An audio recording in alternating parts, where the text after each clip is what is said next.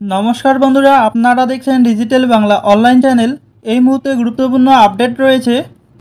চ্যানেলে নতুন দর্শক হলে অবশ্যই চ্যানেলটিকে সাবস্ক্রাইব করে পাশে থাকা বেল আইকনটি অন করে রাখবেন। অষ্টম বেতন কমিশন গঠনের বৃহস্পতিবার অনুমোদন দিল কেন্দ্রীয় মন্ত্রিসভা। কেন্দ্রীয় তথ্য ও সম্প্রচার মন্ত্রী অশ্বিনী বৈষ্ণব জানিয়েছেন, শীঘ্রই কমিটির চেয়ারম্যান এবং 2 সদস্যকে নিয়োগ করা হবে। কেন্দ্র সরকারের কর্মচারীদের বেতন এবং মর্গ ভাতার কাঠামো নির্ধারণ করে এই বেতন কমিশন ও বেতন বৃদ্ধির বিষয়ে সিদ্ধান্ত নেয় কমিশন। নতুন বেতন কমিশন গঠনের অনুমোদন মেলায় আশায় বুক বাঁধছেন কেন্দ্রীয় সরকারি কর্মচারীরা। অষ্টম বেতন কমিশন গঠনে অনুমোদন দিয়েছে কেন্দ্রীয় মন্ত্রিসভা। বৃহস্পতিবার একথা জানিয়েছেন কেন্দ্রীয় মন্ত্রী। দেখুন সেই ভিডিও সরাসরি। मैं साथियों इसके बाद में आता हूं जो कैबिनेट में नहीं था फैसला, लेकिन आपकी जानकारी के लिए रखना चाहता हूं।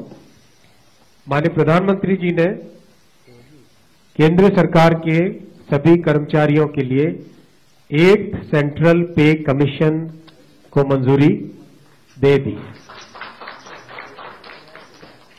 8th सेंट्रल पे कमीशन आप सब जानते हैं 1947 से अब तक 7 पे कमीशन हुए हैं और प्रधानमंत्री जी ने एक रेगुलर रिदम के साथ पे कमीशन बनाने का जो एक संकल्प लिया है, उसके हिसाब से 2016 में लास्ट पे कमीशन 7th पे कमीशन स्टार्ट हुआ था, तो 2026 में इसका टर्म कंप्लीट होता है।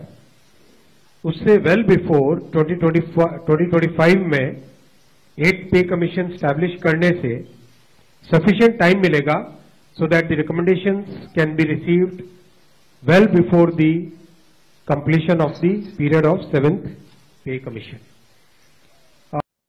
বিভিন্ন রাজ্য সরকার এবং অন্য সংশ্লিষ্ট পক্ষগুলির সঙ্গেও এ বিষয়ে আলোচনা করা হবে বলে জানিয়েছেন কেন্দ্রীয় মন্ত্রী।